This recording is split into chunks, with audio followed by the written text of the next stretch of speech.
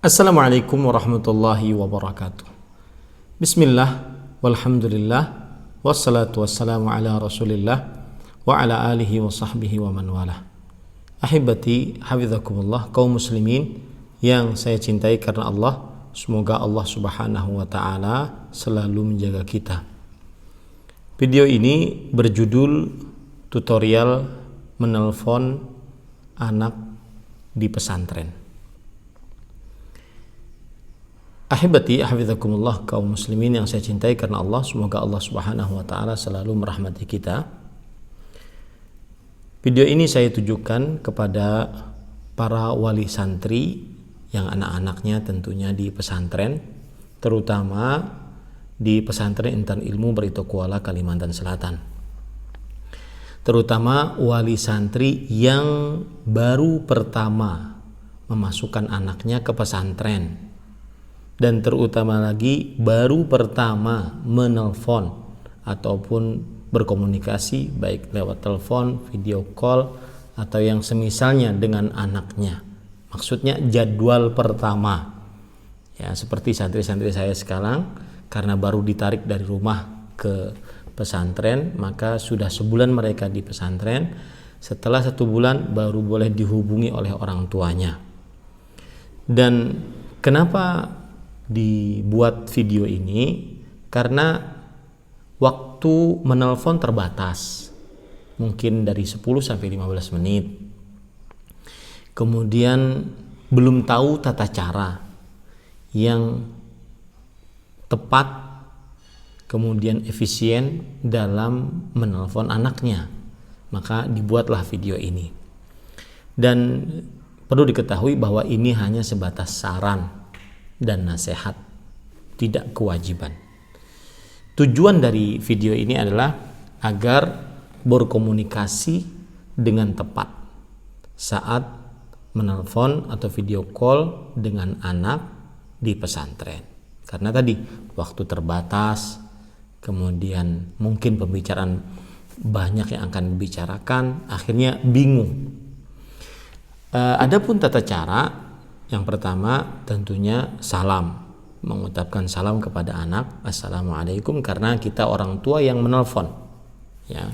Kemudian setelah assalamualaikum warahmatullahi wabarakatuh, kemudian setelah itu menanyakan kabar, baik atau sehat atau tidak.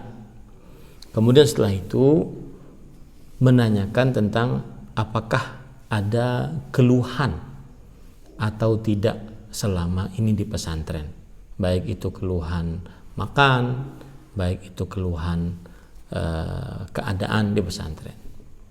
Kemudian yang ketiga yaitu menanyakan apakah ada keperluan yang diperlukan yang bisa dikirimkan melalui rumah ke pesantren jika tidak ada barang yang diperlukan tersebut di pesantren. Dan lebih baik si anak menulis sebelum dia menelpon, dia menulis apa saja keperluannya, karena kadang-kadang lupa, ya, anak itu lupa. Maka orang tuanya menasihati agar sebelum menelpon untuk menulis keperluannya apa, gitu ya. Kemudian yang kelima, memberikan kepadanya nasihat. Yang pertama yaitu agar tetap semangat untuk menuntut ilmu. Ya. Kemudian yang kedua yaitu menenangkan pikirannya bahwa di rumah aman-aman saja, bapak, ibu sehat, adik, kakak semuanya sehat. Kemudian yang ketiga, dianjurkan untuk banyak berdoa, terutama apabila dalam keadaan sulit, baik sulit menghafal Quran, sulit memahami pelajaran, banyak-banyak berdoa kepada Allah. Dianjurkan untuk banyak berdoa. Jadi orang tua menganjurkan anaknya agar memperbanyak doa. Yang keempat yaitu orang tua selalu mendoakan anak tersebut. Jadi diucapkan oleh orang tua,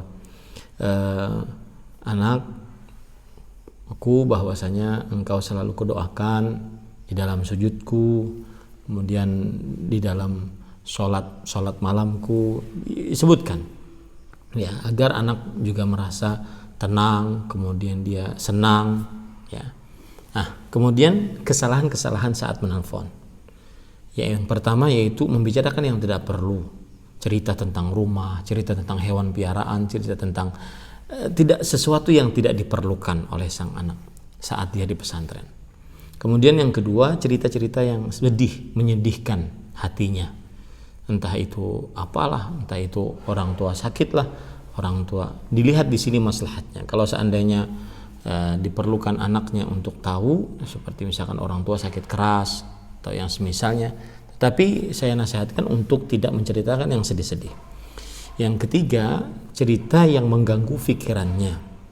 Apa saja cerita yang mengganggu pikirannya nggak perlu untuk diceritakan kepada anak kita yang sedang menuntut ilmu di pesantren. Yang keempat yaitu setiap orang berbicara, nanti bapak, ibu, sampai kakek, nenek, paman, bibi, adik, kakak, maka tidak perlu, karena kadang-kadang waktu sempit 10-15 menit saja, karena banyak yang ngantri dari santri-santri yang lain ya. Maka tidak perlu untuk semuanya berbicara. Sebutkan saja mungkin adik-adik di samping, kemudian bapak di samping atau ibu di samping, bahwa ini ada adik, salam, ini ada, ya, agar apa yang kita ingin sampaikan yang lebih bermanfaat untuk anak itu tercapai. Nah, ini beberapa nasihat, semoga para wali santri, terutama wali santri baru, kemudian wali santri yang juga baru memasukkan anaknya ke pesantren, baru pertama memasukkan anaknya ke pesantren, mudah-mudahan ini bermanfaat. Wassalamualaikum warahmatullahi wabarakatuh.